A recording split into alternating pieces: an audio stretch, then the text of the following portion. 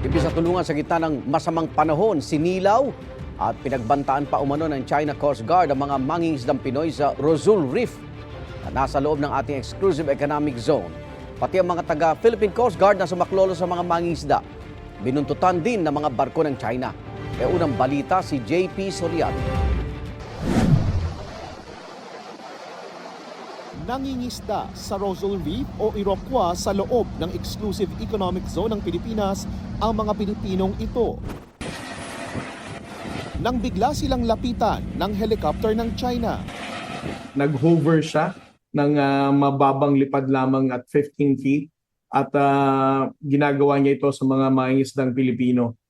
We're thinking that they're doing this as a form of harassment para itaboy ang ating mga mangingisdang Pilipino. Dahil naipadala ang video sa Coast Guard, agad silang sumaklolo sa mga mangingisdang inabutan na rin pala ng ulan at paglakas ng alon.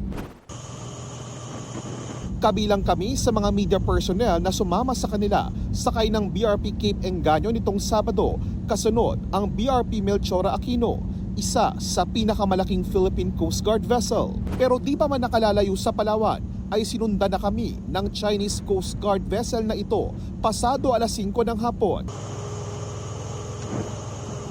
Pagdating namin sa bandang Escoda Shoal, huminto alas 8 ng gabi ang aming sinasakyan. Sa gitna ng dilim, ilaw lang ang kayang i-record ng video.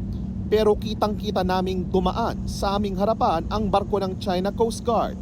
Narinig din namin ang ilang beses na radio challenge ng China para palayuin ang Philippine Coast Guard sa umano'y teritoryo nila.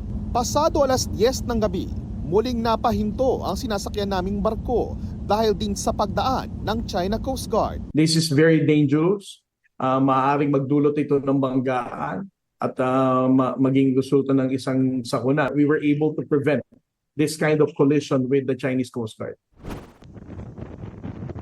Pagputok ng liwanag, namataan namin ang ilan pang Chinese vessels. Natanaw na rin namin ang mga Pilipinong mangingisdang 2 linggo nang nasa Rosul Reef. Mag-aalas 8 po ng umaga, December 1 at matapos nga po ang magdamag na pagbuntot at ilang beses na pagpigil ng China Coast Guard sa Philippine Coast Guard vessel na ito, ay narating na rin po ng PCG vessel ang bahaging ito ng Iroquois o Rosul Reef. Nakabantay pa rin ang China Coast Guard habang isinasakay sa mga inflatable boat ng PCG ang mga kababayan nating mangingisda. Sa isang punto, ibinaba pa nila ang kanilang maliit na speedboat pero di naman lumapit sa amin.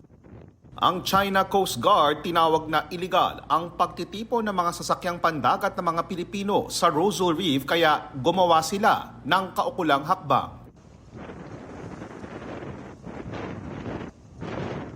Kwento ng mga Pilipino, lumubog ang 2 sa 20 nilang bangka dahil sa masamang panahon. Pero hindi sila sinaklolohan ng mga Chino. It is also very disappointing, no? The mere fact na nakapagpalipad sila ng aircraft dito ay namomonitor naman nila mga mangingisdang Pilipino. Hindi sila nag-offer ng kahit na anumang assistance. Sa halip na tulong ay sinilaw pa umano ang mga Pinoy. Masakit po sa mata, yung kulay green nila ng laser, inagit-git po nila, yung hindi ka talaga ganunin ka talaga ng blocking nila, i-block ka talaga nila. Binabantaan din silang bobombahan ng tubig kapag lumapit sa mga inaangking bahagi ng China. Sabi nila, back to Philippines daw.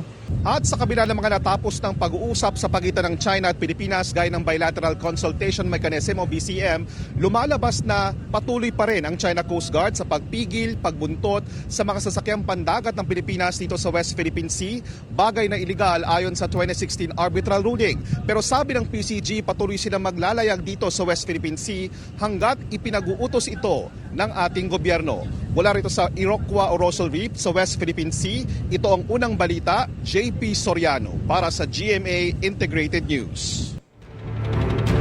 Higit naman ang Chinese Foreign Ministry. Sila ang may karapatan sa Rosul Reef at iba pang bahagi ng Spratly Islands na tinatawag nilang Nansha Qingdao. Dekal daw ang ginawa ng China Coast Guard para protektahan ang kanilang soberenya.